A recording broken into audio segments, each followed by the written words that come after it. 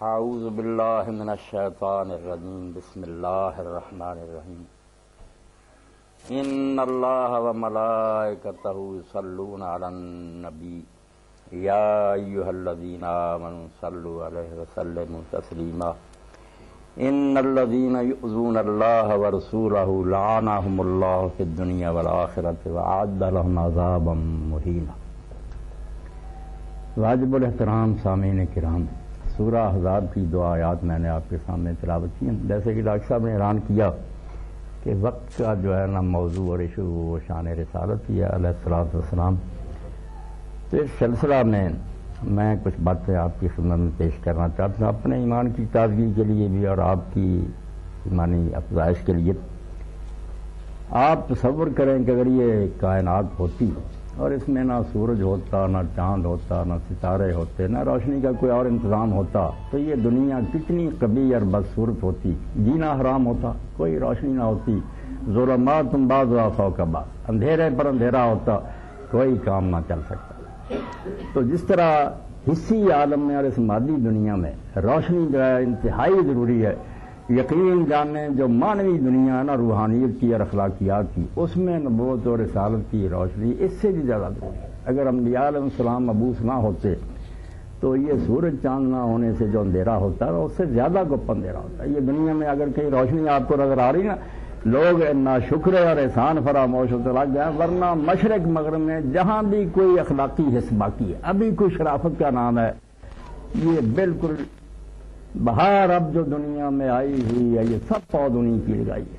آدم علیہ السلام سے لے کر جو اللہ کے رسول اور نبی مختلف علاقوں میں آئے، ان کا یہ بقیہ ہے، کچھ بچی ہوئی چیزیں امتوں میں، جس کی وجہ سے کوئی شرافت، حیا اور دین کا نام باقی ہے، ورنہ جو میں نے مثال دی اس سے زیادہ اندھیرا ہوتا ہے۔ اللہ نے سورہ نور میں یہی مثال دی ہے کہ گہرا سمندر ہو، بادل چھائے ہوئے ہیں، لہر پر لہر چل رہی ہو، تو کیسا ہوگا اندھیرا، پھر ہاتھ کو ہاتھ سے لائی نہیں جائے گا۔ بالکل یہی حال ہوتا اگر رسول نبی علیہ السلام اس دنیا میں نہ آتے۔ اور دوسری مثال جو قرآن مجید نے دی ہے وہ یہ ہے کہ سورہ احزاب یہی جو ہے، اس میں فرمایا گیا کہ رسول کریم علیہ السلام کی ازواج مطہرات رضی اللہ عنہ ازواج امہاتہم، کہ رسول ازواج حضور کی بیویاں مومنوں کی مائیں ہوں۔ تو اس سے پتہ چلا کہ رسول کریم علیہ السلام ہمارے والد ہیں، اور اسی لیے صحابہ کرام کے جو کئی مصحف تھے ان میں بین السطور لکھا ہوتا تھا وَهُوَ ابو اللہ، کہ رسول کریم علیہ السلام والد ہیں۔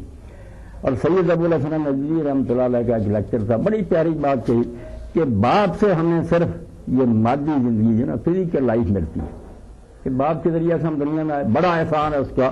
قرآن کہتا ہے کہ اللہ کے بعد سب سے زیادہ مستحق جو ہے نا شکریہ کہ وہ والدین ہیں، مگر اللہ نے جب یہ کہا کہ وہ تو صرف جسمانی ان سے زندگی ملی، یہ روحانی زندگی جو اگر نہ ہوتی تم جانوروں سے بدتر ہوتے، اولئک کالانعام بل ہم اضل، جانوروں سے بدتر۔ اور آپ دیکھ ہی رہے ہیں کہ جہاں جہاں نور انور سے لوگ پیچھے ہٹتے جا رہے ہیں، وہ ترقی یہ کیا حال ہو رہا کہ مرد سے شادی کر رہا ہے، کتے پالتی ہیں عورتیں، مرد نہیں کتوں سے معاشرت کرتی ہیں، کیا حال ہوگا۔ اس لیے نبوت جو ہے اس کو اللہ تعالیٰ نے فرمایا وہ ظاہری والدین ہے، جسمانی زندگی ملی، جو روحانی زندگی صرف انبیاء علیہ السلام سے ملتی وہ ہے حقیقی باپ تمہارے۔ اور اسی لیے قرآن مجید نے ایسے لوگوں کو جو نبیوں کو نہیں مانتے علیہ السلام، ان کو مردہ کا اوامن کان میتن، وہ مرے ہوئے، ان کو سوٹے بوٹے نہ سمجھو، وہ چلتی پھرتی لاشیں انسان نہیں ہے، وہ بدترین جانور ہے۔ زندہ صرف وہ ہے جنہیں نبی پر ایمان نصیب ہو جاتا ہے۔ اس لیے نبوت جو آدم علیہ السلام سے لے کر زمین میں اللہ نے یہ سلسلہ شروع کیا، یہ سب سے بڑا انعام ہے، ورنہ اس کے بغیر گھپ اندھیرا ہوتا اور زندگی حقیقی زندگی نہ ہوتی، جانوروں سے بدتر زندگی ہوتی۔ اب ان نبیوں اور رسولوں میں سے بھی جو سب سے عظیم رسول ہے نا، سارے ہمارے لیے واجب الاحترام ہے، لا نفرق بین احد من رسل، یہ کلمہ جامعہ صرف رسول اللہ نے سکھایا، جس دین کو کہتے ہیں یہ دہشت گردی کا دین ہے، ورنہ لوگ اسی ٹیسٹ میں مبتلا تھے کہ اسرائیلیوں میں نبی آئے گا تو مانیں گے، ورنہ نہیں۔ حضور نے کہا نہیں، مشرق مغرب میں کہیں بھی کوئی نبی آیا وہ میرا بھائی ہے، اللہ نے بھیجا، اس کا احترام لازم ہے۔ اور اللہ کے رسول علیہ السلام نے کبھی بخل نہیں کیا اپنے بھائیوں کی فضیلت بیان کرنے میں۔ اگر مسلمانوں سے کبھی ایسی حرکت ہو گئی کہ مقابلہ کر دیا کہ موسیٰ علیہ السلام کیا حضور کی شان، اسی وقت ڈانٹا کہ کون ہو تم نبیوں میں جو مفاضلہ کرنے والے، موسیٰ علیہ السلام کو کام ہے؟ وہ اللہ کے کریم حضور نے کبھی یہ نہیں کیا کہ میری دکان چمکے، یہ جھوٹوں کا کام ہے۔ حضور نے کہا سب اللہ کی طرف سے تھے، باقی انہوں نے کمی نہیں تھی۔ جیسے ایک شخص پہلی جماعت میں پڑھاتا، استاد نے کمی نہیں، مگر بچہ اب اس قابل نہیں کہ وہ اننے کی باتیں سمجھے، یوں ہی پڑھتا جائے گا، پھر تعلیم کا سلسلہ آگے بڑھے۔ استاد میں خامی نہیں، نبی سارے جو تھے کامل ہی تھے اور ان میں خامی کوئی نہیں، مگر لوگ اس وقت اس کے مکمل نہیں تھے۔ رسول کریم علیہ السلام کے زمانہ میں اللہ نے دین مکمل کیا۔ اب حضور علیہ السلام کا حال یہ ہے، آپ یقین جانیں یہ دعوے کی بات نہیں کہ ہم صرف فخر سے کہتے ہیں، بالکل ایک حقیقت ہے کہ اگر ہم کہیں کہ بھائی موسیٰ علیہ السلام کی تعلیم یہودی ہمارے سامنے لائے کہ وہ کیسے زندگی گزارتے، ان کا اسوہ نمونہ ہم اس پر چلیں، سوائے چند معجزات اور کہانیوں کے ان کے پاس کوئی نہیں، وہ پیش نہیں کر سکتے کہ پوری زندگی جس میں ہر شعبہ ہو، کوئی نمونہ نہیں، گم کر دیا انہوں نے۔ عیسیٰ علیہ السلام نے وہ جو 4 گاسپل میں چند معجزے لکھے ہوئے ہیں سچے جھوٹے، کوئی پوری زندگی کے لیے رہنمائی نہیں۔ اب اگر دنیا میں کوئی رہنما ہے نا، مینار نور تو ہے ظلمت گہے جان، یہ فخر سے نہیں حقیقت ہے کہ سوائے رسول کریم علیہ السلام کے کسی کی تعلیم اور آپ کا اسوہ جو اس کے بغیر کسی کا اسوہ محفوظ نہیں۔ امتوں کی بدقسمتی ہے، انہوں نے وہ فٹ پرنٹس گم کر دیے، نشان نہیں رہے۔ اب وہ اڑے رہے اپنے گروہ پر، اس کا نتیجہ صرف یہ کہ گمراہی میں بھٹکیں گے۔ اب اگر کوئی ہدایت چاہتا ہے نا سیدھا راستہ، تو سوائے ایک بارگاہ کے کوئی بارگاہ نہیں، اور وہ آستانہ ہے محمد رسول اللہ صلی اللہ علیہ وسلم۔ رہ گیا یہ کہ آپ تحقیق کریں، ریسرچ کریں، دلیل اور برہان کے ساتھ جس کی ہر شے موجود ہے نا، کہ حضور کے زمانہ میں اگر ہوتے تو جو کچھ ہم نے دیکھنا تھا نا وہ اب بھی ہم کتابوں میں دیکھ سکتے ہیں۔ کوئی شخص اس بارے میں محسوس نہیں کر سکتا یار میں حضور کے زمانہ میں ہوتا یہ دریافت کرتا، صرف فلم نہیں بنی ظاہری، ورنہ ہر شے ریکارڈ میں موجود۔ اس لیے زندہ نبی جو ہے نا، جس کو دوسرے لحاظ سے سب زندہ ہے، آخرت میں سب ہیں، مگر اس لحاظ سے کہ تعلیم کس کی باقی ہے کسی امت کے بعد کہنے کہ بھائی ہم عیسائی ہوتے ہیں، یہودی ہوتے ہیں، کوئی زندگی کا نمونہ پیش کرو نا۔ میں شادی کرنا چاہتا ہوں، بچے جانتا ہوں، کماتا ہوں، خرچ کرنا ہے، عدالت کر، نمونہ کوئی بھی، صرف بحثیں ہیں، جھگڑے ہیں کہ عیسائی ہو جائے یہودی ہو کر کہے کیا، نمونہ نہیں۔ روشنی اور نور اگر موجود ہے نا دنیا میں، صرف حضرت محمد رسول اللہ صلی اللہ علیہ وسلم۔ اس لیے یہ ظلمت کے پرستار جو ہے نا، یہ سازشیں معمولی نہ سمجھے، یہ جو چمگادر ہے نا، ان کو پتہ ہے کہ باقی انبیاء کی تعلیم تو پہلے ہی مٹ چکی، یہ رسول اللہ معاذ اللہ بدنام ہو جائے نا، ان کو بدنام کر دیا جائے، یہ کون سا نبی تھا، اتنی بیویاں تھیں، جنگیں لڑتا، حرام زادے، چاہتے ہیں کہ چمگادروں کی طرح اس روشنی پر پردہ ڈال دنیا محروم ہو جائے، اور پھر اندھیروں میں یہ بھٹکاتے پھریں، جانوروں سے بدفعلیاں کریں، گھوڑوں سے بدماشیاں کریں، عورتیں ادھر لے جانا چاہتے ہیں رسول اللہ سے دشمنی۔ اسی لیے اللہ تعالیٰ اس آیت میں فرماتا، پہلی آیت نہیں پڑھوں گا مگر دوسری پہلے سنیں، ان الذین یؤذون اللہ ورسولہ، جو اللہ کو دکھ دیتے ہیں اور رسول کو دکھ دیتے ہیں۔ اب دکھ تو رسول اللہ کو دیتے تھے، اللہ کو نہیں دیتے تھے، وہ منافق اور بے ایمان رسول اللہ پر اعتراض کرتے تھے کہ اس کی بیوی عائشہ نے یہ کیا، معاذ اللہ، حضور یہ کرتے، مگر اللہ نے اللہ کا ذکر کیا کہ اللہ کو دکھ دیتے، اللہ رسول کو بریک کر دیا۔ کیوں؟ رسول اللہ سے الگ نہیں ہے، یقین جانے یہ ٹھیک ہے اللہ رسول اس کے بندے، مگر ہدایت کے لیے نا اگر کوئی شخص اللہ رسول کو جدا کرے کہ میں اللہ کو مانتا رسولوں کو نہیں مانتا، اللہ گواہ سوائے گمراہی کے اس کے پلے کچھ نہیں پڑے گا، رسول کے بغیر اللہ کہاں ملے گا؟ اللہ ہر اس یہ بات کرتا، اس نے وہی کا سلسلہ قائم کیا، چن لیے برگزیدہ آدمی کہ میں ان کو میسج دوں گا، یہ آگے کنوے کریں گے۔ جو رسول کو نہیں مانتا اس نے دراصل اس تار کو توڑ دیا جس سے کرنٹ آنا تھا، اب ہدایت نہیں مل سکتی۔ اس لیے یہ ظالم رسول اللہ کو جو دکھ دیتے تھے، اللہ نے یہ نہیں کہا کہ صرف رسول کو دکھ دے، فرمایا یہ اللہ کو رسول کو دکھ دے، یہ بتانے کے لیے کہ دین میں اللہ رسول جو ہے نا یہ بالکل ایسے ہیں کہ ان کو الگ نہیں کیا تھا۔ اگر ہدایت مطلوب ہے، اللہ کو مانتے ہو، دین پر چلنا، تو رسول کا دامن پکڑا پڑے۔ جو رسول پر اعتراض کرتے ہیں، اس کو برا کہتے ہیں، وہ اللہ پر اعتراض کرتے ہیں کہ اللہ نے غلط انتخاب کیا، ایسا آدمی کیوں چنا، بے ایمان خدا کے دشمن ہے۔ اور ان کی سزا کیا، لعنہم اللہ فی الدنیا والآخرہ، یہ نہیں کہا کہ آخرت میں، فرمایا دنیا میں بھی اللہ نے ان پر لعنت کی ہے، آخرت میں بھی۔ یہ دنیا میں لعنت ہے جو ہم کر رہے ہیں نا، یہ احتجاج ہے، ساری دنیا چیخ رہی ہے، ان پر پھٹکار بھیج رہے ہیں حرامیوں پر، یہ دنیا میں لعنت ہے۔ اور اگر موقع ملے گردنیں اڑا دیں، وہ لعنت ہے جو دنیا میں، صرف زبانی احتجاج نہیں، یہ ہماری بدقسمتی ہے۔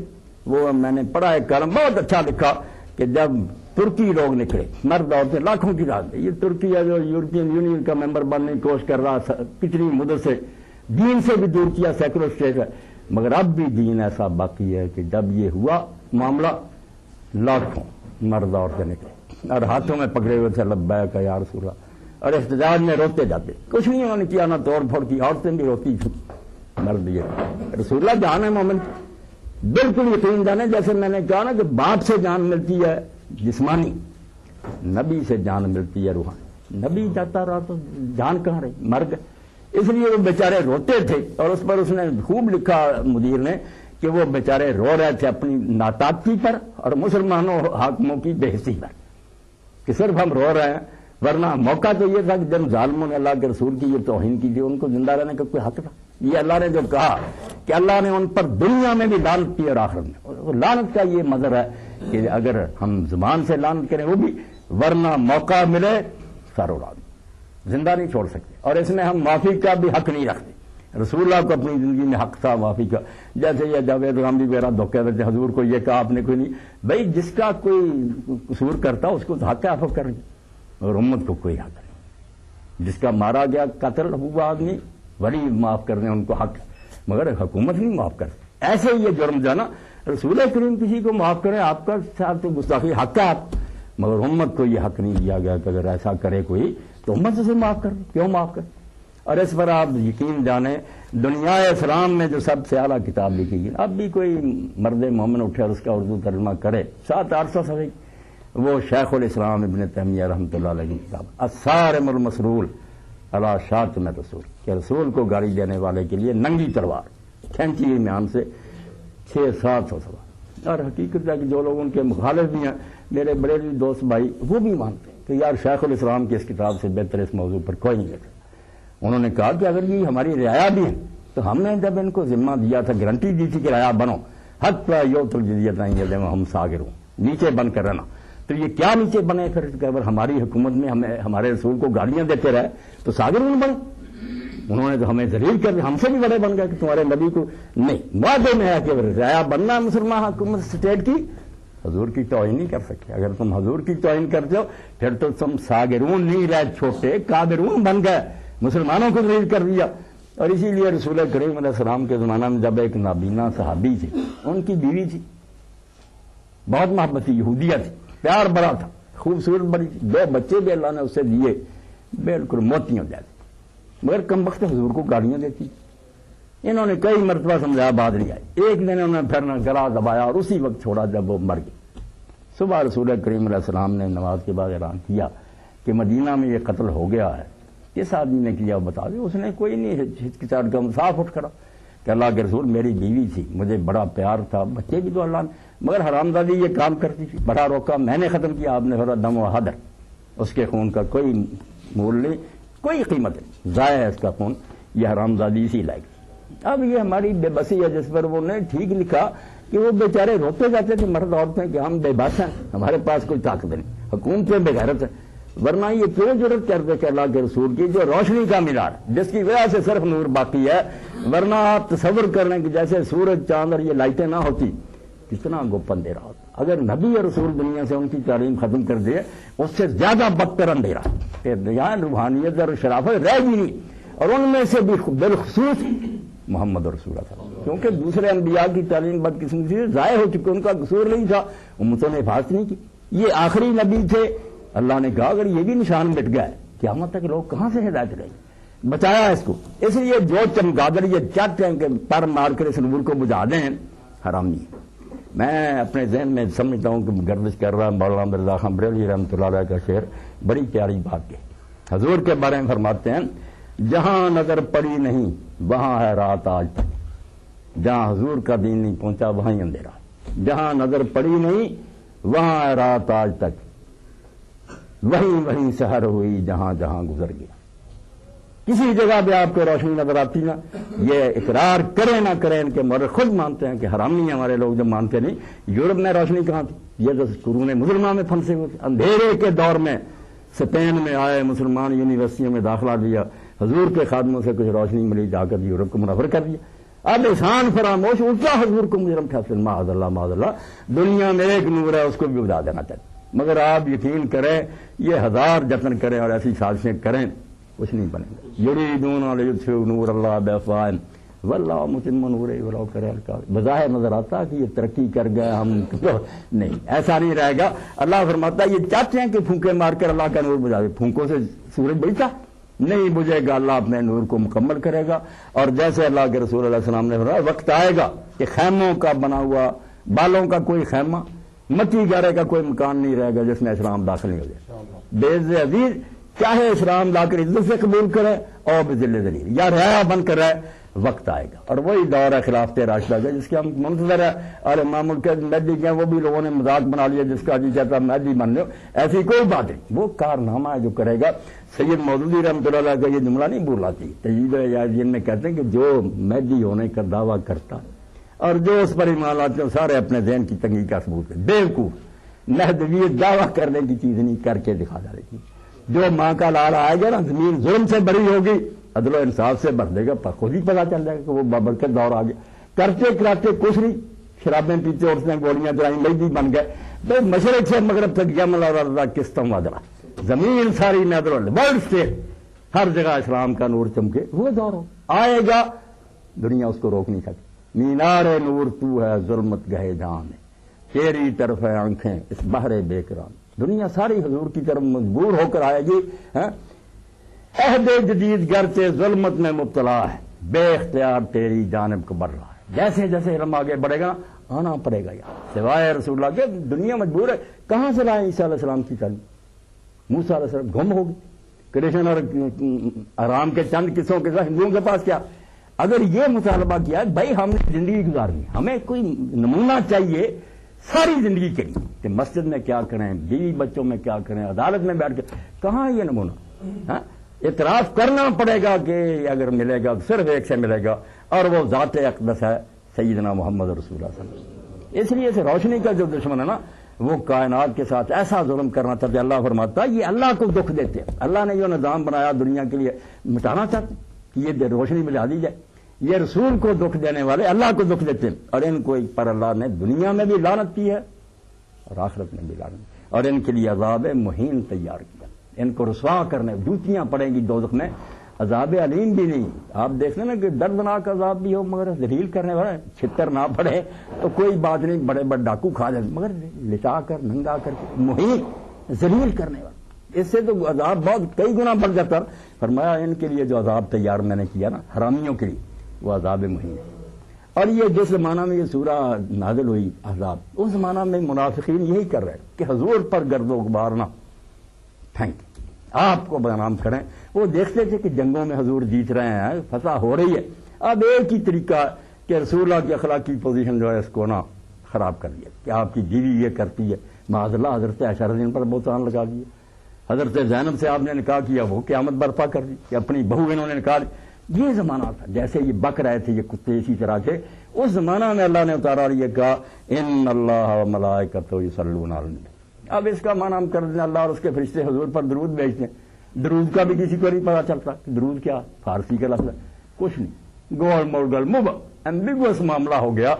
بات یہ نہیں ہے، درود شریف بھی اپنی جگہ جو ہم پڑھتے ٹھیک ہے، مگر اس آیت کو سمجھنے کی کوشش کریں کہ اس ماحول میں اللہ نے کہا کہ جتنی یہ حضور کی توہین کرتے ہیں، آپ کو بدنام کرنے کی کوشش کرتے ہیں، تم رسول پر صلات بھیجو. اب عربی زبان سے جو آدمی باقی ہو جانتا کہ جیسے آپ سب حضرات پڑھے، ہم کہتے ہیں پوٹ ان، پوٹ آؤٹ، پوٹ آف. پوٹ ایک ہی ہے ورب، اس کے آگے جو پریپوزیشنیں لگتی جاتی ہیں معنی بدلتا جاتا. صلی کے بعد جب اعلیٰ آتا ہے نا عربی زبان میں، اس کا معنی ہوتا داد دینا. آپ لوگ پڑھے لکھے، اپلاڈ، شاباش دینا، زندہ باد. جب کہیں کوئی کارنامہ سر انجام دار، بلے بلے بلے شاباش، اس تعریف کرنے کو احسن سرال ہے، اعلیٰ ترین تعریف کے جو آپ نے کیا ایسا کوئی نہیں کر سکتا. کسی کو بھی آپ کو کام اچھا کرتا کہتے یہ تعریف جو ہے نا کہ اللہ کرے، اللہ نے یہ دعائی دے کہ او محمد صلی اللہ علیہ وسلم جو تو نے کیا یہ کسی سے نہیں. آپ کے کارنامے کی داد اللہ دے. لفظی معنی یہ ابو عالیہ رحمۃ اللہ علیہ سے امام بخاری نقل کرتے ہیں جب کہتے ہیں صلی اللہ علیہ، اللہ نے اس پر صلاۃ کیا، معنی کیا؟ اللہ کو ہماری طرح تصدیق کرتا. احسن الثناء ہے. ملائکہ میں بھی زمین و آسمان میں اللہ مد و ثنا کے اعلان کہ جو رسول اللہ کر رہے ہیں کسی سے نہیں ہو سکتا. اور یقین جانے قیامت تک نہ کسی سے ہوا نہ ہوگا. علامہ اقبال نے یوں ہی نہیں کہا از کلید دین در دنیا کشاد ہم چو بطن میں گی کی اولاد. کسی نے کائنات میں وہ نہیں فرزند جنا جو رسول اللہ پیدا ہو. آپ کی مثال ہی کر, کیونکہ کارنامہ آپ نے جو کیا, لوگ یہ تھے دو طرح کے, کچھ دنیا دار تھے جو کہتے تھے یار دنیا کے ساتھ اخلاقیات کا کیا تعلق ہے, دولت کماؤ جیسے دنیا دار ویسے ہی چھوڑ دیتے تھے اخلاقیات کو. دیندار جو تھے وہ چلے جاتے تھے غاروں میں, جنگلوں میں چلے جاتے. یہ دین دنیا دونوں کا مکسچر جو ہے نا, کہ دنیا میں منہمک اور سب سے بڑے دیندار, یہ نہیں کام ہو سکا کسی سے. یہ اگر کارنامہ کسی نے سر انجام دیا تو وہ آقا مولا حضرت محمد رسول اللہ, سب سے بڑے حکمران, مشرق سے مغرب تک حکومت کر رہے ہیں, فوجیں ہیں, خزانے ہیں, بیوی بچے ہیں, بازاروں میں تجارت ہو رہی ہے, مگر وہاں دین کو سنبھالے بیٹھے. غاروں میں دین کو سنبھالنا کوئی مشکل نہیں. جب کسی کام میں آپ نے پڑھتے نہیں آزمائش کیا ہو, یہاں ہے کہ سارے دھندوں میں آپ پھنسے ہوئے, مگر کہیں داغ نہیں لگنے دیتے. قاضی بیٹھے ہوئے ہیں, نہ پریشر قبول کرتے ہیں, نہ رشوت مانتے ہیں, نہ کوئی سفارش چلتی ہے, عدل کرتے ہیں. اور یہ گئے گزرے زمانے میں بھی, جو پہلا زمانہ اس کی مثال تو کیا دیں, وہ تو اعلیٰ ترین دور میں. یہ بہت بات کی بات ہے کہ سلطان مراد ترکی کا ایک بڑا باجبروز سلطان ہو, اس نے مسجد بنوائی. جب معمار نے مسجد بنائی تو بعد میں یہ دیکھنے کے لیے گیا, مسجد نہیں پسند آئی کسی وجہ سے, اس نے کہا نکالو ہاتھ. معمار نے ہاتھ نکالا, ہاتھ کاٹ لیا. اب معمار بہت بات کی بات, مگر رسول اللہ کے دین کی سطوت ہے, رعب, کہ وہ قاضی کے پاس چلا گیا. قاضی وہ پہلے نہیں رہے تھے, قاضی شرح جیسے یہی تنخواہ خار تاج تھے, مگر پھر بھی ایمان تھا. قاضی سے اس نے جا کر کہا میرے ساتھ سلطان نے یہ ظلم کیا. اس نے اسی وقت پروانہ جاری کیا کہ سلطان مراد حاضر ہو عدالت. بالکل ڈکٹیٹرشپ کا زمانہ, آمریت کا دور. مگر جب یہ گیا پروانہ تو اقبال کہتے ہیں رنگ شاہ اذہبت قرآن پڑی, قرآن کے رعب سے بادشاہ کا رنگ اڑ گیا کہ اب تو شامت آ جائے گی, قاضی نہیں چھوڑے گا. قرآن کہتا کہ ساتھ اب تو بدلے کا بدلا ہو. جب پیش ہوا تو اس نے پوچھا کہ تم نے یہ کیا, کہنے کا ہاں. تو اس نے کہا نکالو ہاتھ. خون شاہ رنگی طرح معمار نے, اس کے خون سے آپ کا خون زیادہ گاڑا نہیں ہے, یہ مزدور کے ساتھ آپ نہیں, نکالو. اب بے اختیار ہاتھ نکال دیا, مگر وہ معمار نے ترس کھایا. اس نے کہا کوئی بات نہیں, آپ نے حق قاضی صاحب ادا کر دیا, میں سلطان کو معاف کرتا. اس وقت کہتے ہیں دیکھ ستو سے آئین پیغمبر نگر, رسول اللہ کے دین کا رعب دیکھ. یافت مورے بر سلیمان, ایک طرف چونٹی تھی, دوسری طرف سلیمان تھا وقت کا, مگر چونٹی غالب آ گئی. یہ دین ہے جو اللہ کے رسول علیہ السلام نے غاروں میں بیٹھ کر نہیں, ہسپتالوں میں آپ بیٹھے ہیں, مریضوں کے ساتھ صحیح طرح ڈیل کریں. عدالت میں بیٹھے ہیں, صحیح فیصلے کریں. اسکول میں پڑھا رہے ہیں, بچوں کی تربیت دین کے مطابق کریں. یعنی دنیا میں رہ کر از کلید دین درے دنیا کے ساتھ دین کی چابی سے دنیا کے مسائل حل کیے. اور آپ حیران ہوں گے کہ جس فعل کو آج تک لوگ کہتے ہیں کہ یہ شرم کی بات ہے, نکاح اور بیوی کے ساتھ مباشرت, اللہ کے رسول علیہ السلام نے جب ایک موقع پر فرمایا کہ یہ بھی صدقہ, یہ بھی صدقہ, اس میں جب یہ آپ نے فرمایا کہ بیوی کے پاس جانا یہ بھی صدقہ ہے. وعلیکم السلام ورحمۃ اللہ.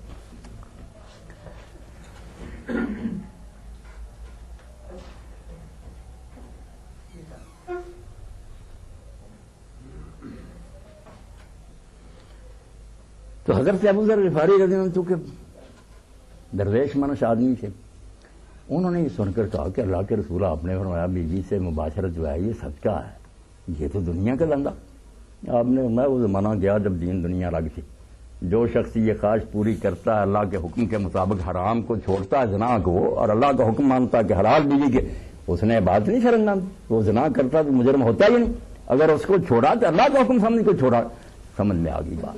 تو یہ کام جو اللہ کے رسول نے کیا نا, آپ ساری تاریخ کھنگال لیں, کسی سے نہیں ہوا کہ دین اور دنیا کا اجتماع, یہ مکسچر آف اپوزٹ دن کہ ان مل چیزیں دونوں اکٹھی کر. سب سے بڑا دیندار اور سب سے بڑا دنیا دار, یعنی حکمران بھی اتنا بڑا کہ سندھ سے لے کر وہ اسپین تک حکومت کر رہا, اور درویش اور عابد رضا ہے, ان کی حکومت سے فاحی رمد غریب سلطنت اہل دل فقر ہے شاہی نے. ان کی حکومت کا ہم پڑھتے ہیں تو پتہ چلتا کہ وہ حکومت کیا تھی. تخت پر بیٹھ کر فقیری تھی. لوگ جمعے کے خطبہ میں منتظر ہیں کہ امیر المومنین عمر رضی اللہ تعالیٰ عنہ دیر سے آئے, تو لوگوں نے شکایت کی کہ آپ نے پریشان کیا. فرمایا اللہ ہوا اس کے سوا میرا کوئی اور لباس ہوتا نا, میں یہ دھونے کے لیے دے آتا, دوسرا پیرا یہی خشک ہوتے میں دیر لگ گئی. اس پر بھی 8 پیغام تھے. یعنی یہ فقیری تخت پر بیٹھ کر یہ صرف اللہ کے رسول محمد مصطفیٰ صلی اللہ علیہ وسلم نے یہ کر کے نہیں ہو سکا۔ اب یہ ظالم حرامی سارے چاہتے ہیں کہ باقی روشنیاں تو پہلے بہت گئی ہیں لوگوں کی اپنی، کسی نبی کی تعلیم محفوظ نہیں رہی۔ یہ ہے اگر اس کو بھی گم کر دیا جائے نا، پھر ہم اندھیروں میں بھٹکاتے پھریں گے انسانوں کو، مگر اللہ یہ بجھنے نہیں دے گا، بالکل یہ نور قائم رہے گا۔ تو اللہ نے اس موقع پر جب وہ طوفان بدتمیزی برپا کی ہوتی حضرت زینب کے نکاح کے بارے میں، حضرت عائشہ کے رضی اللہ عنہ کے، اس وقت کہا کہ یہ جتنا حضور کو بدنام کرنا چاہتے ہیں نا، سن لیں اللہ اور اس کے فرشتے حضور کی مدح کرتے ہیں۔ بندوں نے تو کیا تعریف کرنی، اللہ داد دیتا ہے کہ جو کام تم نے محمد رسول، پہلا معنی تعریف کا، صلی اللہ کا پہلا معنی تعریف، اور اسی لیے حضور کو حکم ہوا کہ جب لوگ زکات لے کر آئے آپ ان سے وصول کریں، اور وہاں بھی حضور کو یہ حکم ہے وصلی علیہم، آپ ان زکات دینے والوں پر صلوات بھیجیں۔ آپ کہتے تھے اللہم صلی علی ابی اوفا، اللہم صلی علی ڈاکٹر محمد صاحب، جو لے کر اس کے لیے درود پڑھتے تھے۔ درود کا کیا مطلب کہ اللہ اس کے اس کارنامے کی داد دے، تو اجر دے اس کو جو اس نے کام کیا۔ تو پہلا معنی جو اللہ نے کہا وہ یہ کہ جتنا حضور کو یہ بدنام کرنے کی کوشش کرتے ہیں، ان کے سامنے اعلان کرو کہ تمہارا تھوکا تمہارے منہ پر آئے گا، اللہ حضور کی تعریف کرتا، اس کے فرشتے آپ کے نغمہ خواں ہیں، اور ہمیں بھی حکم ہوا یا ایھا الذین آمنوا صلوا علیہ، پہلا معنی کہ اہل ایمان حضور کی تعریفیں کرو۔ اس لیے میں کئی بار کہتا ہوں یہ لوگ خام خواہشوں بنا کے نعت نہ پڑھو، میں نے کہا نعت اللہ پڑھتا ہے، ہمیں حکم ہے کہ اللہ کے رسول کی نعت پڑھو، اپنی ہر محفل میں حضور کا چرچا کرو، آپ کے کارناموں کا۔ اور اسی لیے آپ کی مسجد میں ممبر پر حضرت عبداللہ بن رواحہ سامنے صاحب نعت پڑھ رہے، نعت دین ہے کہ حضور کے کمالات کا ہم تذکرہ کریں، دنیا میں اعلان کریں کہ اللہ حضور کی تعریفیں کرتا ہے، فرشتے کرتے ہیں، تم بھی تعریف کرو۔ اور دوسرا معنی جو صلاۃ علی النبی کا ہوتا ہے وہ ہے گرویدگی اور محبت۔ آپ کسی پر بیٹھ جاتے ہیں نا، ایک تو پیارا میں محبت کرتا ہوں یہ سر سے ہی، اتنا پیار کہ آپ نے اس کو اپنے نیچے لے دیا، اس کے اوپر بیٹھ گیا، اتنی فریفتگی اور گرویدگی کی عربی زبان میں صلاۃ علی کہتے ہیں۔ اللہ کہتا تم کم بخت ہو، اللہ کے رسول سے دشمنی کر دو، اس پر تو اللہ پروانہ دار فدا ہوتا، یہ وہ پیارا ہے جس پر اللہ خود فدا ہے، اس کے فرشتے فدا ہے۔ اس لیے اہل ایمان تم بھی حضور سے سب سے بڑھ کر، اور دوسرا معنی محبت کا، انتہائی محبت۔ اور اسی لیے اللہ کے رسول علیہ السلام نے فرمایا، صحیح بخاری میں دیکھ لیں، حضرت ابو بکر حضرت انس فرماتے ہیں، ابو ہریرہ فرماتے ہیں کہ اس اللہ کی قسم جس کے ہاتھ میں محمد کی جان ہے صلی اللہ علیہ وسلم، تم میں سے کوئی مومن نہیں ہو سکتا جب تک اپنے باپ سے، اپنی اولاد سے اور سارے جان کے لوگوں سے بڑھ کر مجھ سے محبت نہ کرے۔ اس لیے سب کو لٹ جائے کوئی نہیں، رسول اللہ ہاتھ سے چھوٹ جائے مسلمان کا کچھ بھی باقی نہیں رہتا۔ یہ فرمایا کہ مومن نہیں، تو دوسرا معنی صلاۃ کا محبت، کہ اللہ تعریفیں کرتا ہے حضور کے کارناموں کی، اللہ آپ سے محبت کرتا، اہل ایمان تم بھی محبت کرو۔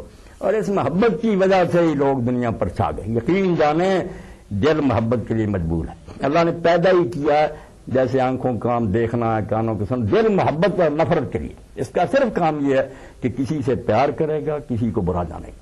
اب اس کے لیے بتایا گیا کہ محبت کے لیے بہت سے ہو سکتے ہیں، مگر تم سب کو چھوڑ کر نہ ایک کو محبوب بناؤ۔ علامہ اقبال کہتے ہیں کہ میں نے جب اللہ سے رات کے وقت رو کر پوچھا کہ یہ مسلمان ذلیل کیوں، تو جواب یہی آیا نمی دانی کہ تو یہ جانتا نہیں دل دارن تو محبوب نہ دار، کہ دل ہیں مگر محبوب کی جیسی محبت ہونی چاہیے ایسی وہ نہیں ہے۔ حضور کی محبت میں کمی آ گئی جس کے نتیجے میں ذلیل اور رسوا ہے۔ دامن شد دست دادن مردنس، کیونکہ دامن اللہ کے رسول کا چھوڑ دیا مر گئے، راکھ ہو چکے ہیں۔ کیوں گرد باد خزاں افسردنس، جیسے باد خزاں سے پھول کی پتیاں جھڑ جاتی ہیں، اسی طرح یہ جھڑ چکے، جو چاہتا ہے ان کو ذلیل کرتا۔ اگر وہ محبت سینوں میں باقی ہوتی ہے، دنیا جانتی کہ یہ مر جائیں گے مگر یہ نہیں برداشت کریں گے، کبھی کوئی حرامی یہ ضرورت نہ کرے۔ اور اب آپ اس کے نمونے بھی دیکھتے ہیں کہ غزوہ بنی مستلق میں جب حضور تشریف لے گئے، وہاں بدقسمتی سے مہاجرین انصار کا کوئی جھگڑا ہو گیا۔ اب عبداللہ بن ابی بھی وہاں تھا، رئیس المنافقین، اس کو موقع ملا، انصار ایک جگہ جمع تو اس نے کہا نعوذ باللہ کہ سمن کلبہ گیا کل کا، تمہارے ساتھ وہی بنی جو عرب کہتے ہیں کتے کو پالو تمہیں ہی کاٹنے آئے۔ میں نے کہا تھا اس کو اپنے شہر میں جگہ نہ دو، تم نے میری بات نہیں مانی، اب انصار مہاجر سے جوتیاں کھائیں تمہارے یاد، موقع مل گیا خبیث کو، آگ بڑکا دی اس نے کہ اس کو جگہ دی تم نے محمد کو، تو یہ نوبت پہنچی۔ وہ حضرت زید بن ارقم سن رہے تھے، اس نے جا کے رسول کریم علیہ السلام کو بتایا کہ وہ تو یہ بک رہے۔ آپ نے جب بات پر اس کی آ گئے کہنے لگے توبہ توبہ توبہ اللہ کے رسول، ہم یہ باتیں کر سکتے ہیں؟ اذا جاءک المنافقون قالوا نشهد نہ، ہم تو اللہ کا رسول مانتے۔ اب وہ زیادہ سے حضور نے قسموں پر اعتبار کر لیا، آپ نے زید کو قرار دے دیا کہ تو جھوٹا، یہ سچ۔ صحیح بخاری میں فرماتے ہیں سورہ منافقون کا شان نزول، مجھے اتنا غم ہوا کہ میں نے صحیح رپورٹ کی تھی، الٹا میں جھوٹا ہو گیا۔ مدینہ جا کر میں کئی دن باہر نہیں نکلا۔ میرے چچا نے بھی کہا کہ زید تجھے یار کیا ملا؟ حضور نے اب تجھے جھوٹا قرار دیا۔ تو پھر قرآن مجید اترا، اللہ نے کہا یہ تیرے پاس آتے ہیں تو قسمیں کھاتے ہیں کہ تو سچا نبی جھوٹ بولتے ہیں، یعنی آپ تو رسول مانتے۔ یہ باتیں انہوں نے کہی ہیں کہ مدینہ جا کر ان کو وہاں سے نکال دینا، سب بکی ہیں باتیں۔ تو پھر حضور نے بلا کر کان پیار سے کھینچا اور کہا کہ بھائی کنو، اللہ نے تیرے کان کو سچا کیا، تو بچہ ٹھیک نکلا، تیری بات ہی ٹھیک نکلی۔ اب جب یہ اطلاع آپ کو ملی کہ یہ عبداللہ نے یہ باتیں کہیں، تو اس کی خبر اس عبداللہ کے بیٹے عبداللہ کو بھی، وہ نیک تھا، صادق ایمان تھا، یہ منافقوں کا سردار، وہ خالص مومن تھا۔ اس نے جب سنا تو حضور علیہ السلام سے آ کر کہا کہ اللہ کے رسول، مدینہ والے جانتے ہیں کہ جتنی میں اپنے باپ سے محبت کرتا ہوں جیسا بھی ہے، اور جس طرح میں اس کا فرمانبردار ہوں، مدینہ میں کوئی بچہ ایسا نہیں، میں آج تک اپنے باپ کے سامنے نگاہ نہیں اٹھا سکا۔ اگر آپ اس سے ناراض ہیں، اس سے قتل کروانا چاہتے ہیں تو خدا کے لیے کسی سے نہ کہنا کوئی قتل کرے گا، ہو سکتا مجھ پر حمیت جاہلیت غالب آ جائے اور میں انتقام لے لوں اپنے باپ کا۔ مجھے یہاں ارشاد فرمایا میں اپنے والد کا سر کاٹ کر آپ کی خدمت میں پیش کروں۔ اب دیکھیں وہ محبت جو اللہ کے رسول نے کہی کہ اس وقت تک تم مومن نہیں ہو سکتے جب تک میں تمہیں اپنے باپ سے، اولاد سے سب سے بڑھ یہ کہا حضور نے فرمایا نہیں، میرا کوئی ایسا ارادہ نہیں۔ اب جب وہ واپس لوٹے تو یہ عبداللہ بیٹا ان کا جا تلوار کھینچ کرنا مدینہ کے بازار میں کھڑا ہو گیا۔ عبداللہ کی سواری آئی والد کی، اس نے کہا ابا جی آپ نے یہ کہا ہے وہاں لا رجعنا الی المدینہ لا یخرجن اللہ من الارض کہ ہم مدینہ لوٹیں گے نا تو عزت والے لوگ ذلیلوں کو نکال دیں۔ معاذ اللہ حضور کو اور صحابہ کو ذلیل کہا اور آپ عزت والا، تم نے یہ کہا۔ اب تم قدم بھی نہیں رکھ سکتے مدینہ کی گلی میں، حضور کو نکالنا تو گزارت، تم داخل نہیں ہو سکتے جب تک یہ اقرار نہ کرو کہ ذلیل تم ہو، عزت والے محمد رسول اللہ صلی اللہ علیہ وسلم۔ اب اس نے چیخنا شروع کیا کہ لوگوں میرا بیٹا پاگل ہو گیا، یہ تو آج تک میرے سامنے کبھی بولا نہیں تھا۔ اس نے کہا پاگل وغیرہ کی بات نہیں، یہ ٹائی پڑ گئی اللہ کے رسول کی شان کی اور تیری، اب مقابلے میں رسول اللہ کو ترجیح دوں، یہ تو نہیں چھوڑوں۔ اس نے پھر رسول کریم علیہ السلام کو پیغام بھیجا کہ میرا بیٹا میرا راستہ روک کر کھڑا۔ آپ نے کہا کہ عبداللہ جانے۔ اس نے کہا ان کا ہی فرمان آیا تو مدینہ میں قدم رکھ رہا، ورنہ حضور اگر اجازت نہ دیتے اللہ کی قسم تو مدینہ میں کبھی داخل نہ ہو سکتا۔ یہ وہ محبت ہے جس کا اللہ تقاضا کرتا ہے کہ اللہ اور اللہ کے فرشتے حضور کی تعریف کرتے ہیں، ایک معنی۔ دوسرا اللہ اور اللہ کے فرشتے حضور سے انتہائی محبت کرتے ہیں، اہل ایمان تم بھی محبت کرو۔ اور تیسری بات یہ ہے کہ جب یہ چیز ٹھیک ہے کہ حضور کی اتنی شان ہے، اللہ شان بیان کرتا محبت، اس کا لازمی تقاضا ہے کہ اللہ تعالیٰ پھر آپ پر فضل و انعام کی بارش کرے۔ یہ تیسرا معنی درود کا کہ پھر اللہ تعالیٰ آپ پر مزید انعام اتارتا ہے، اور ہمیں بھی حکم ہوا کہ تمہارے پلے تو ہے کوئی نہیں جو انعام تم نے کرنا، تم یہی کہہ سکتے ہو۔ یہ پرویزی نامراد کہتے ہیں کہ اللہ نے کہا اے ایمان تم حضور پر صراط بھیجو، تم کہہ دیتے اللہ مصلی علیہ، اے اللہ تو بھیج، وہ کہتا میں تو بھیج رہا تم بھیجو۔ نامراد سمجھ نہیں سکے کہ اللہ کا صراط بھیجنا تو اس کے تو خزانے اس نے دینا ہے، ہمارے پاس کیا خزانے جو ہم حضور کو لوٹائیں، کوئی آپ کے احسان کا ہمارا یہی ہے کہ جیسے آپ کسی سخی کو کہتے ہیں اچھا اللہ تیرا بھلا کرے، اللہ تجھ کو اور زیادہ دے، ہم حضور کے لیے یہی کہہ سکتے ہیں کہ اللہ ہمارے پاس کچھ نہیں، آپ کا احسان اتارنے کے لیے آپ اپنے فضل و کرم سے اور حضور کو عطا کریں، اور اس سے ہمارا سب کچھ بن جاتا ہے۔ ایک مرتبہ کہتے ہیں حضور من صلی اللہ علیہ واحدۃ صلی اللہ علیہ وسلم، اور میرے لیے میرا کیا بننا تھا، مجھ پر تو اللہ پہلے انعام کر رہا، مگر میرے لیے یہ دعائے خیر کرنے کا نتیجہ یہ نکلا کہ تمہارے لیے ایک بار کہنے سے 10 نیکیاں لکھی گئیں، 10 گناہ معاف ہوئے اور 10 درجے بلند ہو گئے۔ اس لیے اللہ نے اس موقع پر یہ آیت اتاری جو درود کی آیت کہلاتی ہے کہ جب یہ خبیث حضور پر یہ حملہ کر رہے ہیں، آپ کو بدنام کرنے کی کوشش کر رہے ہیں، تم اس کے مقابلہ میں چوکنے ہو جاؤ، اتنی حضور کی زیادہ شان بیان کرو، اتنی اپنی محبت جو ہے اس میں اضافہ کرو، اور آپ کی عزت اور حرمت کے لیے مر مٹنے کا عزم کرو، اور رسول اللہ کے لیے دعائے خیر اللہ سے کرو، اور یہ کافر جتنا جتن کرتے ہیں اس نور کو بجھانے کے لیے، تم اس روشنی کو دوبالا کرنے میں اپنا حصہ جتنا ایسے اسلام کو غالب کرنے کی کرو۔ یہ اللہ تعالیٰ کا فرمان میرے اور آپ کے لیے، اس لیے اس بات میں لگ جانا یہ وقتی احتجاج بھی بالکل لازم ہے، اس کے بغیر چارہ نہیں، مگر ہونا تو چاہیے۔ وہ بات آخر میں کہوں جو مولانا عبید اللہ سنگھ جی جب یہ سوشلسٹ انقلاب آیا تو مولانا ملکوں میں گھوم رہے تھے، یہ رشیا بھی گئے تو اسٹالن اور لینن سے ملاقات ہوئی، جب واپس آ کر انہوں نے بیان کیا علماء کے بندے روکتے تھے۔ اب یہ چپت بھی ہمارے منہ پر لگتی ہے نا کہ احتجاج تو کرتے ہیں، تو انہوں نے جب اس سے کہا اسٹالن سے کہ آپ لوگوں نے اتنا خون بہایا مگر کوئی فائدہ نہیں ہوا، امیر غریب کا مسئلہ ویسے ہی رہا، اور رشیا تو پھر آپ جانتے ہیں کہ درآمد کرنے لگا گلہ وغیرہ، اتنی خرابی ہوئی اس نظام سے، کوئی فائدہ نہیں ہوا۔ تو اگر اسلامی نظام معیشت کو آپ رائج کریں، بتایا سارا اسلام کا جو اکنامک کا سسٹم تھا۔ اب مولانا کہتے ہیں سننے کے بعد اس نے کہا مولانا میں نے آپ کی باتیں سن لی، بہت اعلیٰ نظام ہے، مگر اب بھی 28-29 ملک آپ کے ہیں، آپ بتائیں نا جہاں یہ نظام چل رہا ہے، میں وہاں اپنا ڈیپوٹیشن بھیجتا ہوں، اگر وہاں یہ برکات اور یہ نتائج سامنے آئے تو ہم پاگل ہیں کہ اس کو نہ درآمد کریں۔ تو مولانا کہتے ہیں سوائے رونے کے میرے پلے کچھ نہیں تھا، آنسو بہے، میں رویا کہ ہماری بدبختی ہے کہ ہم باتوں میں تو کہتے ہیں کہ رسول اللہ کے نظام سے بہتر کوئی نظام نہیں، ہمارے کسی ملک میں نہیں چل رہا۔ اب یہی حال ہے نا، احتجاج ہوگا، چیخے چلائیں گے، گجرات دیں گے، مگر اگر اس طرف توجہ دلائی جائے کہ یار اپنی زندگیوں میں تبدیلی کرو، کچھ خدا کے بندے بنو، مسجدوں کی طرف رخ کرو، یہی جو ہے نا اٹھائے پھرتے جھنڈے، اذان ہوگی کوئی مسئلہ نہیں آئے۔ اب غیر مسلم کیا سمجھے کہ اتنے حضور کے دیوانے ہوتے تو حضور تو آواز دے رہا ہے حی علی الصلاۃ، جا ہی نہیں رہے۔ تو اللہ مجھے اور آپ کو توفیق دے کہ صرف زبانی احتجاج تک نہ رہیں، عملاً غلبہ اسلام کے لیے اپنی کوششیں جو ہے نا ان کو تیز کریں، پھر اللہ کی مدد بھی آئے گی اور انشاءاللہ ایسے ظالم ذلیل ہو جائیں گے اور کبھی پھر جرت نہیں کریں گے اللہ کے رسول کی شان میں گستاخی کی۔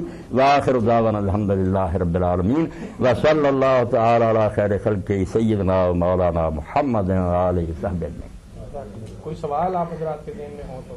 ہاں، بڑی خوشی سے آپ بلاد کر لو، پوچھیں، خوشی ہوگی، آپ سوال کریں۔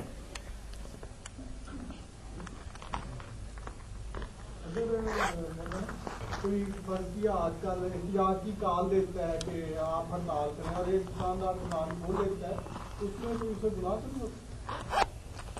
یہ ڈاکٹر صاحب اس کی نیت پر ہے نا، میرا خیال ایسا تو کوئی نامراد نہیں ہوگا کہ کلمہ پڑھے اور پھر اس لیے کھولے کہ میں نہیں، مجھے حضور سے کوئی تعلق نہیں۔ ویسے لوگوں کی مجبوریاں ہوتی ہیں کاروبار وغیرہ کی، نیت اگر ٹھیک ہے تو پھر بدزنی نہیں کرنی چاہیے، وہ بھی کلمہ گو ہے، اس بارے میں کوئی مسلمان اختلاف نہیں کر سکتا، اللہ کے رسول ہی تو سب کچھ ہے ہمارا صلی اللہ علیہ وسلم۔ میں اپنی دعاؤں میں سے کچھ حصہ آپ کے لیے ضرور کرتا ہوں، کچھ دوسری دعائیں تو آپ صلی اللہ علیہ وسلم میں کہ اور بڑھا دوں تو زیادہ بہتر، تو پھر وہ 2-3 دفعہ ریپیٹڈلی تھا، تو پھر میں اچھا میں سارا ہی اپنی دعا کا جو حصہ ہے نا وہ آپ کے لیے ضرور پڑھنے کے لیے وقت کر دیتا ہوں، تو وہ اگر ہم سارا ہی ضرور ہی پڑھتے رہیں تو کیا اس بارے میں ذرا ہمیں بتائیں؟ یہ بہت اچھا سوال آپ نے کیا۔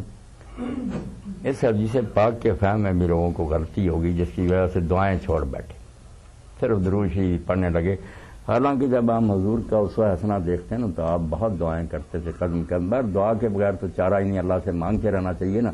اگر اس حدیث پاک کا یہ مفہوم لیا جائے کہ باقی سب چھوڑ دو تو سارا دین ہی لٹ جائے گا، قرآن مجید میں اتنی دعائیں ہیں رسول اللہ نے کی، تو یہ اہل علم حضرات بھی بیٹھیں یہ بھی سمجھیں اس کا صحیح مفہوم جو ہے نا وہ حضرت امام جعفر صادق نے فرمایا۔ جب ان سے لوگوں نے پوچھا انہوں نے کہا اللہ کے بندوں کیا کرتے، حضور خود اتنی دعائیں کرتے تھے، سکھائی وہ چھوڑ دے رہی، دریا برد کر رہی۔ انہوں نے کہا پھر اس کا مطلب کیا؟ انہوں نے کہا مطلب یہ تھا کہ ایک تو ہے کہ میں نے صرف ایک مرتبہ درود شریف پڑھا پھر دعائیں کرتا چلا گیا، ایک یہ ہے کہ درود شریف پڑھا پھر کچھ دعائیں کی پھر درمیان میں درود شریف پڑھا، یہ 2 بار ہو گیا۔ ایک ہے کہ ہر دعا کے ساتھ بہت پیارا مفہوم سمجھایا، آپ دعا کرنے لگے اللہم صلی علی پڑھا ربنا آتنا فی الدنیا، پھر اگلی دعا شروع کرنے لگے پھر اللہم صلی علی محمد وعلیہ، پھر آگے ربنا آتنا، یعنی ہر دعا کے آغاز میں پڑھتے جاؤ۔ اس نے کہا اب ذہن صاف ہوا، دعائیں بھی اپنی جگہ رہ گئی اور درود شریف بھی ہر دعا کے ساتھ مل گیا، یعنی ساری دعائیں درود ہی بن گئی۔ یہ ہے مفہوم میرے بھائی اس کا، ورنہ یہ لے نا کہ صرف درود شریف پڑھے اور باقی سب چھوڑ دیں، پھر تو قرآن اور حدیث کا بہت بڑا حصہ جو ہے نا وہ منسوخ ہی ہو جائے۔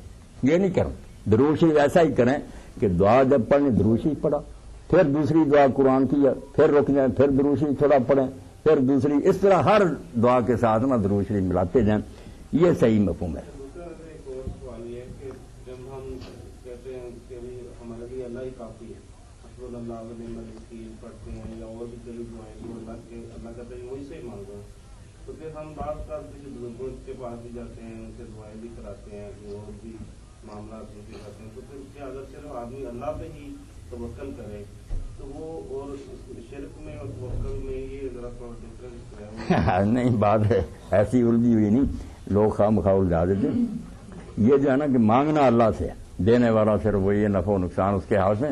تو آپ خود مانگیں یا کسی سے جا کر نیک آدمی سے کہیں کہ آپ بھی میرے لیے دعا کریں. یہ کوئی برائی نہیں، اللہ کے رسول سے بھی لوگ کرواتے تھے، بعد میں بھی صحابہ.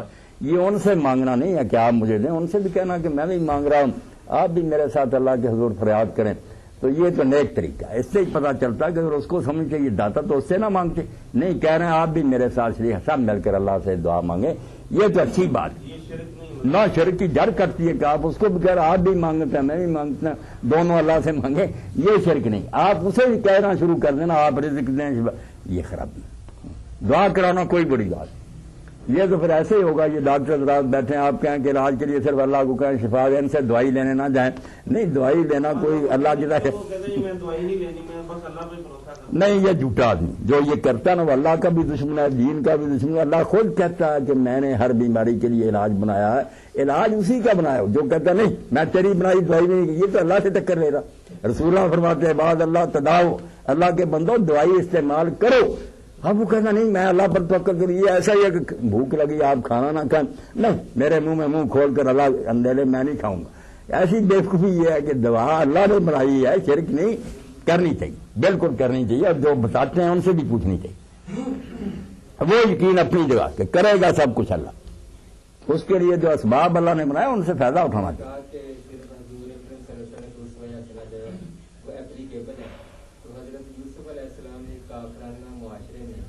یعنی کہ کوئی انقلاب برپا کیے بغیر یا لوگوں کو اپنا ہم نوا بنائے بغیر حکومت کا اقتدار سنبھالا، کیا اس دور میں ایسی کوئی مثال ایپلیکیبل ہے؟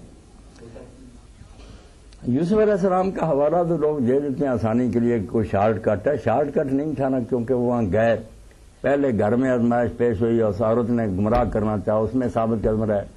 پھر آگے فتنہ پھیل گیا، ساری عورتوں کو اس نے ہم نوا بنا لیا، ایک کی بجائے ساری بازاروں میں کھڑی ہوگی.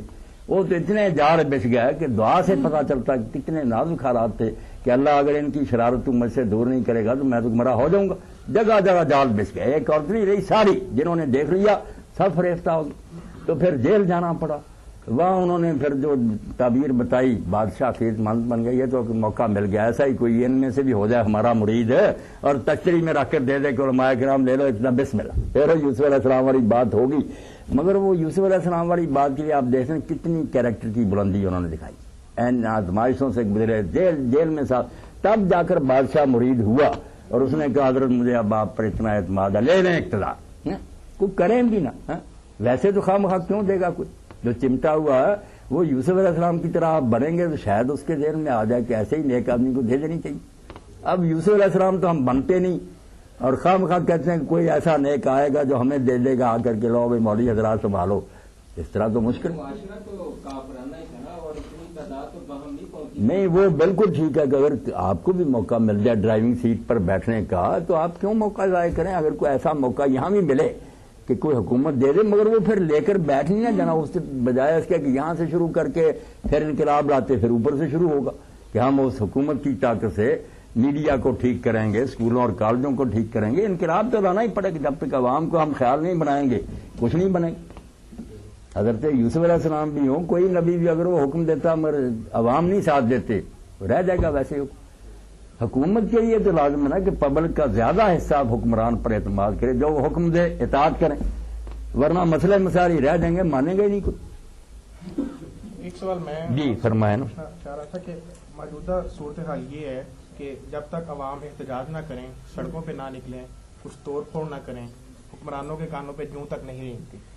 اسی مسئلے پہ آپ دیکھ لیجئے کہ ہمارے حکمرانوں کی طرف سے اس وقت تک اس کی مذمت بھی نہیں ہوئی جب تک کہ لوگوں نے حکمرانوں کو مجبور نہیں کر دیا کہ وہ اس سلسلے میں اس کی مذمت کریں. تو سوال اس سلسلے میں دو ہیں کہ ایک تو یہ کہ عوام احتجاج کرتے ہوئے کس حد تک جا سکتے ہیں. توڑ پھوڑ کرنا، حکومتی انسٹالیشنز کو نقصان پہنچانا، پرائیویٹ گاڑیوں کو نقصان پہنچانا، پریشرائز کرنے کے لیے حکومت کو کس حد تک درست ہے.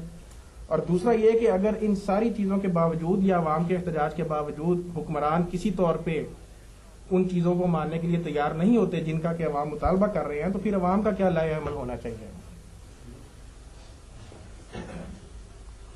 توڑ پھوڑ تو ڈاکٹر صاحب اس کی ہاں یہ سوال ایک پہلے نشست میں بھی آپ سے پوچھا گیا مگر بات تو یہ ہے کہ اگر ہم ایک صحیح کام کے لیے غلط راستہ اختیار کریں تو شیطان ہی خوش ہوا نا کہ ادھر انہوں نے نامرادوں نے بے ادبی کی، ادھر ہم نے توڑ پھوڑ شروع کر دی، اپنی املاک برباد کرنی شروع کر دی، اپنے آپ کو جلا۔ یہ تو ڈاکٹر صاحب وہی بات جیسے کئی لوگ لکھتے ہیں کہ ہم جب مینا میں گئے اور دیکھا کہ بڑے بڑے جوتے پھینک رہے تھے، گالیاں دے رہے، تو ہم نے کہا یار اب بھی وہی خوش ہو رہا کہ یہ سنت کے خلاف کام کر رہے ہیں، چھوٹی سی کنکری کے بجائے ٹین مارنا ہے۔ تو شیطان کئی طرح ہمیں بیوقوف بناتا ہے کہ توڑ پھوڑ کرو۔ اس سے حضور کی تعلیم کی بے حرمتی، جس نبی نے یہ طریقے نہیں بتائے تھے، ہم اپنی املاک جلائیں، اپنے بھائیوں کی گاڑیاں جلا دیں۔ اب کتنے لوگ رو رہے ہیں کہ کئی ایسے تھے جن کو عمر بھر اتنے پیسے نہیں ملیں گے وہ بیچارے خرید سکیں۔ کیا ہو گیا پھر؟ یہ کوئی اچھی بات نہیں۔ مولانا آیا نا کہ وہ لوگ تھے، وہ ان کے ایجنٹ تھے، ان میں سے کوئی بھی دینی جماعت کا کارکن نہیں تھا۔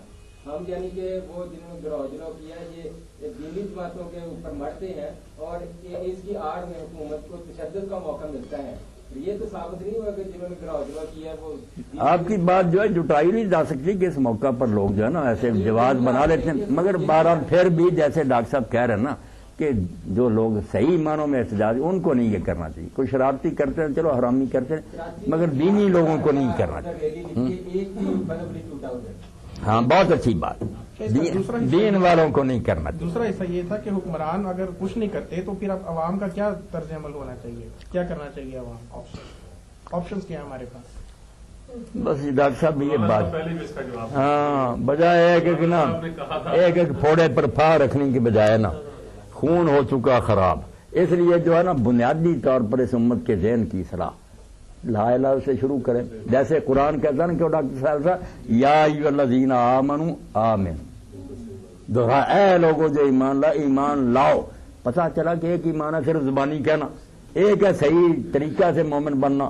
تو اس وقت ڈاکٹر صاحب ہم فرض کر رہتے ہیں کہ یہ سارے مومن ہیں، شکر ہے کہ یہ کافر نہیں ہو گئے، کلمہ گو ہے، مگر جو اصل ایمان ہے نا وہ پڑھے لکھے لوگوں میں، بلکہ عوام کی بجائے جو پڑھے لکھے ہیں ان کی پرائیویٹ محفلوں میں بیٹھے زیادہ لوگ جہری ہے، وہ کہتے ہیں کوئی خدا نہیں آخر، ہاں بڑے بڑے ججر جو پروفیسر وہ کہتے کوئی خدا نہیں آخر، یہ ہمیں ڈونگ بنایا۔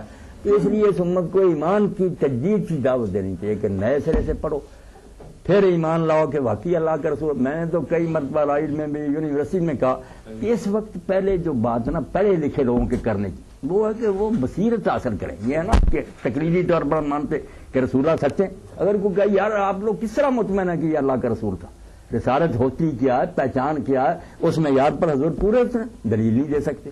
تم مانتے ہو کہ اللہ ایک ہے، اس کی یہ صفات ہے، کون سا ثبوت ہے تمہارے پاس؟ جبکہ بہت پڑھے لکھے کہہ رہے ہیں کہ دنیا خود بخود وجود میں آئی چل رہی۔ یہ دور ہے ریشنلزم، عقلیت کا۔ ہمیں بھی مسلح ہونا چاہیے نا کہ رسول، آخرت، قیامت اور جو ہے نا چیزیں ان کے بارے میں ہمارے ذہن میں بھی اتنا مواد ہو کہ ہم خود بھی یقین پر ہوں اور لوگوں کو مطمئن کر سکیں کہ ہم صرف باپ دادا سے سن کر نہیں مان رہے، آؤ جس میدان میں جی چاہو ہم سے گفتگو کریں، ہم آنکھوں دیکھی چیز سے بھی زیادہ صحیح مانتے ہیں۔ اور ان دلیلوں کی ہمارے پاس براہین نہیں، علماء تک کا، اور یہ کہ رسمی طور پر کہہ رہے ہیں اللہ آخرت، اگر کوئی اعلان کرے، چیلنج کرے کہ آپ آئیں کسی دینی ادارے یا علمی مجلس میں، ہمیں بتائیں کہاں پتہ چلتا ہے کہ اللہ کیا ثبوت ہے وہ ایک ہے یا زیادہ۔ یہ چیزیں ہیں جو نئے سرے سے سب کو پڑھنی چاہیے، اس بارے میں لٹریچر ہونا چاہیے۔ اب ایک کتاب جو شائع ہوئی نا، ایک ایرانی عالم نے لکھی اردو، اس بات وجود خدا، یہ ہر شخص کو پڑھے لکھے کو پڑھنی چاہیے کہ ہم کیوں مان رہے ہیں کہ اللہ ہے۔ جدید علوم کی روشنی میں اس طرح دکھایا ہے کہ اللہ کی قسم، اللہ کو اگر ہم دیکھ لیتے تو طرح نہ مانتے، جس کو اس سے پڑھنے سے پتا چلتا۔ کہتا دیکھو خدا رہنمائی کر رہا ہے، کس طرح مچھلیاں اور کس طرح یہ پودے کائنات کے مظاہر سے بالکل اس قابل ہے کہ اس کو کورس میں شامل کیا جائے۔ لوگ پڑھیں کہ پہلے خدا تو مانے کہ ہے۔ یہ جو ہم کہہ رہے ہیں کہ مسلمان ہے، مسلمان تو ہے بیچارے نسلی ہیں، دلائل نہیں۔ کسی سے پوچھا آپ عیسائی کیوں نہیں ہو جاتے، کیا جواب؟ کوئی ہونا چاہیے نا ثبوت۔ جی ویسے مولانا صاحب میرا نا جو ناقص رائے ہے وہ یہ ہے کہ حکمران تو جیسے اللہ تعالیٰ کو ہدایت ذلیل ہے ہی ہے، لیکن ہم لوگ جو احتجاج کرتے ہیں نا، ہمارے کردار میں وہ پختگی نہیں ہے جو کہ ایک نیک آدمی کی حیبت ہوتی ہے نا برے پر، کر نہیں سکتا۔ یہ قصور ہمارا نہیں، ہمارا بڑا قصور۔ ہم جذباتی مظاہرے کر سکتے ہیں، مر بھی سکتے ہیں، جانے دے سکتے ہیں، استعمال نہیں کرتے، حکم نہیں مانتے۔ جو نان مسلم چاہتے تھے وہی ہم کر رہے ہیں، کر رہے ہیں۔ اپنے گھر پہ مولانا سورت نور میں آتا ہے فقول استغفروا ربکم یہ بھی ڈاکٹر صاحب کرتے ہیں جو ڈاکٹر صاحب نے کہی نا بات، اس کا نمونہ ہے پہلی صدی ہے، زیادہ عرصہ نہیں گزرا۔ یہ افغانستان کا علاقہ جو تھا نا بنو امیہ کے دور میں، یہ خراج دینے سے انکاری ہو گیا کہ ہم نہیں خراج دیتے، لگا لو زور۔ اب عبد الملک کا زمانہ تھا، جو سفارت آئی، بڑے سوٹڈ بوٹڈ لوگ تھے، اچھے لباس، کھاتے پیتے، تو اس نے کہا جو کافروں کا وہ حاکم تھا کہ بھئی وہ لوگ کہاں گئے جن کے پیٹ جو تھے وہ کمر کے ساتھ لگے ہوتے تھے اور ان کی جوتیاں ٹوٹی ہوتی تھیں، کپڑے پھٹے، وہ کہاں؟ انہوں نے کہا وہ تو ہمارے رسول کے ساتھی تھے، فوت ہو گئے، وہ نسل جو ہے ختم ہو گئی۔ اس نے کہا بھئی ان کے بعد دربار میں داخل ہونے سے مجھ پر جو ہیبت طاری ہوتی تھی نا، آپ کا لباس اچھا، کھاتے، مگر یہ اللہ جانتا کہ مجھے وہ ڈر نہیں آتا، اس لیے میں نے کہا 40 سال خراج نہیں دیا، یعنی اندر سے چشمہ جو تھا نا مسلمان کی قوت سے خشک ہو چکا، ظاہری شان و شوکت تھی مگر جو روب تھا کہ اندر ایمان تھا، جس کی وجہ سے کافر لوگوں نہیں، اس کافر نے محسوس کر لیا کہ تم اچھا کھاتے پیتے ہو، لباس عمدہ ہے، مگر وہ درویش جو تھے، جو روب ان کا تھا نا، تمہارا نہیں۔ جی مولانا ایک ڈاکٹر یا معالج کی حضور علیہ السلام نے کیا تعریف فرمائی؟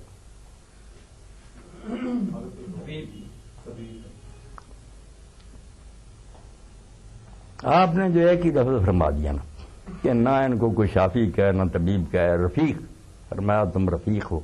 اب ساتھی کا اور رفیق کا جس کا معنی ہے رفق ہے، نرمی، پیار، تو یہ ایک ہی لفظ میں فرما دیا کہ ڈاکٹر کا رویہ کیا ہو، رفیق کا ہونا۔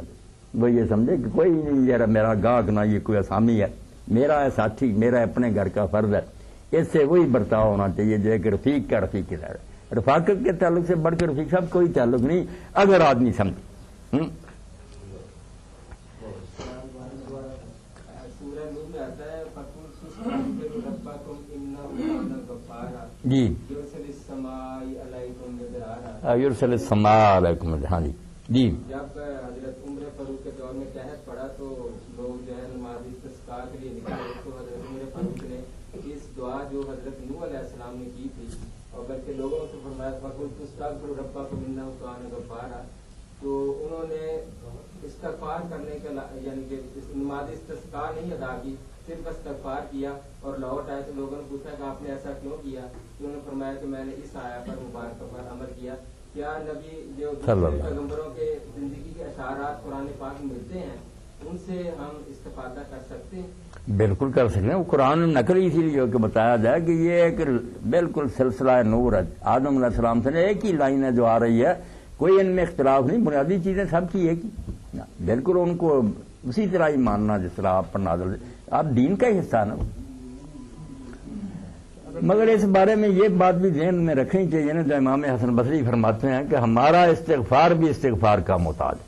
ہم جب کہتے ہیں نا استغفر اللہ، وہ خود جرم کر رہے ہوتے ہیں جس پر ہمیں اور زیادہ اللہ سے معافی مانگنی ہے۔ ہم استدعا کرتے ہیں ٹھٹھا کہ گناہ چھوڑنا نہیں، وہ ویسے ہی جاری رہے گا، ساتھ استغفر اللہ، اللہ میں معافی مانگتا، یہ تو آپ مذاق کر رہے ہیں نا اللہ۔ اگر تو ارادہ کہ چھوڑ دینا، اب نہیں کرنا، پھر استغفر اللہ میں بڑی جان ہے کہ اللہ جو پیچھے ہو گیا میں شرمسار ہوں، معاف کر، اب بعد آؤں گا۔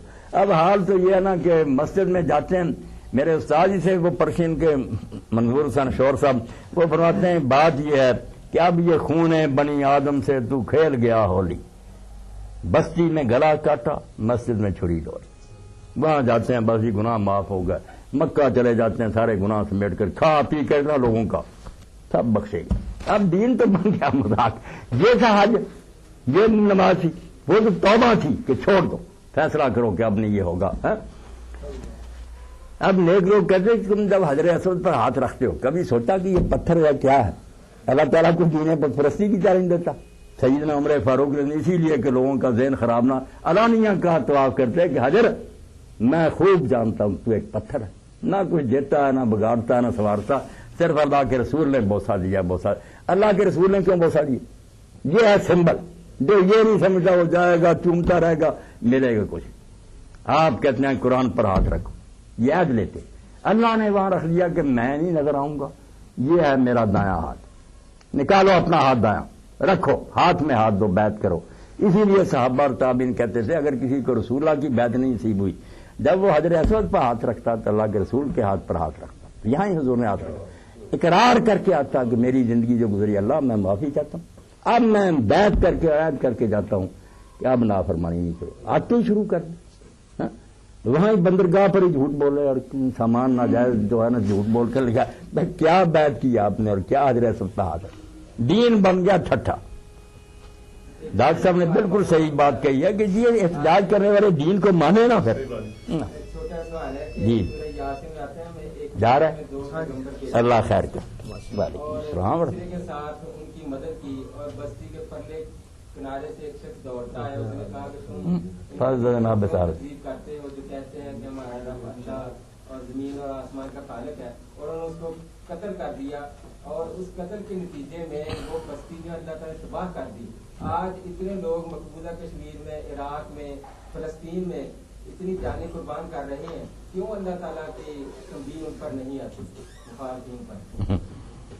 یہ تو اللہ تعالیٰ کو پیغام بھیجیں، وہی بتایا نا اس کا سبب کیا اللہ کے راز میں اور آپ کے ہے۔ اللہ کیوں نہیں یہ فیصلہ کرتا؟ دیکھیں نا وہ بستی میں رسول آئے، تیسرا بھی رسول تھا، رسول کے ذریعے سے جو اتمام حجت ہوتا نا کہ لوگوں کے بہانے ختم ہو جاتے، وہ اتنا مسلح ہوتا کردار میں بھی، معجزات میں بھی، کلام خداوندی کہ وہاں جو ضد کرتے ہیں وہ صرف حق دھرم ہوتے ہیں، ورنہ آسمان کے سورج کی طرح پتہ چل جاتا کہ سچے۔ ہم جو ہے نا بے شک جانے دیں جو مرضی، ہمارا وہ نہیں کردار کہ کوئی شبہ نہ کرے، ہمارے بارے میں 100 بدگمانیاں ہو سکتی ہیں۔ نبی ایسی پاکیزہ ذات ہوتی ہے کہ وہ صرف حرامی انکار کرتے ہیں، ورنہ دشمن بھی جان جاتے ہیں کہ نبی، اس کے انکار پر وہ بچے نہیں نا، اللہ مورد نہیں دیتا۔ تو کسی رسول نے نہیں آنا، اب تو جو علماء دین ہے وہ بنی اسرائیل، علماء دین جو ہے وہ بنی اسرائیل کے انبیاء تو کیا بنیں گے؟ اب تو بن گئے، جیسے حضرت علی رضی اللہ عنہ کی روایت ہے نا، بات لمبی نہ ہو جائے، آپ نے فرمایا کہ رسول کریم فرماتے ہیں وقت آئے گا، بالکل سچ مچ آ گیا، توبہ توبہ یوشک الناس، ایسا وقت آئے گا لوگوں پر کہ لا یبقى من الاسلام الا اسمہ، سوائے اسلام کے نام کے اسلام میں سے کچھ نہیں رہے گا، نام ہوگا کہ ہم مسلم، ولا یبقى من القرآن الا رسمہ، قرآن میں سے کچھ نہیں رہ جائے گا سوائے حرفوں کی، محفل قرات ہو رہی ہے، آواز سنوار رہے ہیں، عمل کوئی نہیں، نہ علم نہ عمل۔ اور ساتھ ہی فرمایا علماء شر من تحت تعظیم، ان کے علماء جو ہے نا وہ آسمان کی چھت تلے بدترین مخلوق ہوں گے، تخرج منهم الفتنة وفيهم تعود، ساری شرارتیں انہی سے نکلیں گی، سارے فساد امت میں، اور انہی میں لوٹ جائیں گی۔ اور ساتھ فرمایا مساجد معمرۃ وہی خراب من الحزاب، مسجدیں بہت عالی شان ہوں گی مگر ہدایت کے لحاظ سے وہ ویران ہو، وہاں کوئی دینی مرکز نہیں ہوگا۔ یہ چاروں باتیں جو ہے نا کہ اسلام نام کا رہ جائے گا، قرآن کے حرف رہ جائیں گے، علماء بدترین مخلوق، سارے جھگڑے فساد جو ہے یہ مولوی کراتے ہیں، اور جو ہے کہ مسجدیں بنی ہیں عالی شان، کروڑوں روپیہ صرف ہو رہا، کوئی دینی مرکز نہیں، نمائش یا اللہ کرے کہ یہ دور زیادہ نہ رہے، قسمت تبدیل۔ ہاں اللہ تعالیٰ اس کے لیے ڈاکٹر صاحب کوشش کرنی پڑے گی، بہت کوشش، اللہ نے ہمیں مکلف کوشش کا کیا، نتیجہ نکلے، کوشش تو کرتے ہی نہیں، دوسروں کو تو ہم چینج نہیں کر سکتے، نہ وہ آگے عہد کریں۔ آپ ہی انہوں نے مولانا صاحب کی باتیں سنی ہیں، ان کے کردار کے بارے میں کم تو لوگ کہیں گے ان کا کردار، ایک ہی آدمی ڈاکٹر صاحب یہ فیصلہ کر کے اٹھے کہ جو پیچھے ہو گیا اب سے نماز نہیں چھوڑوں گا، قرآن باقاعدہ تلاوت کروں گا، اس کو سمجھوں گا، جو ہے سمجھ میں نہیں آئے گی انڈر لائن کروں گا، کسی عالم سے سیکھوں گا، زندگی میں کچھ تبدیلی آ جائے بسم اللہ۔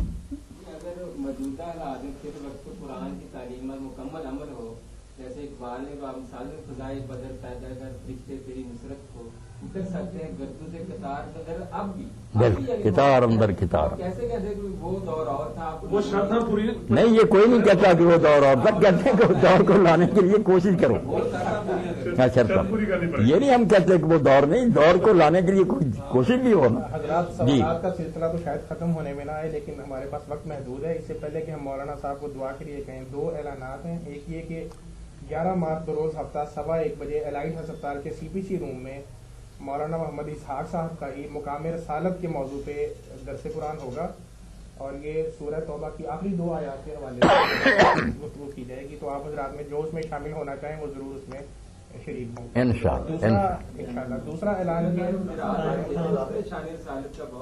یہ 11 مارچ بروز ہفتہ دوپہر 1:15 بجے الائٹ ہسپتال کے CPC روم میں۔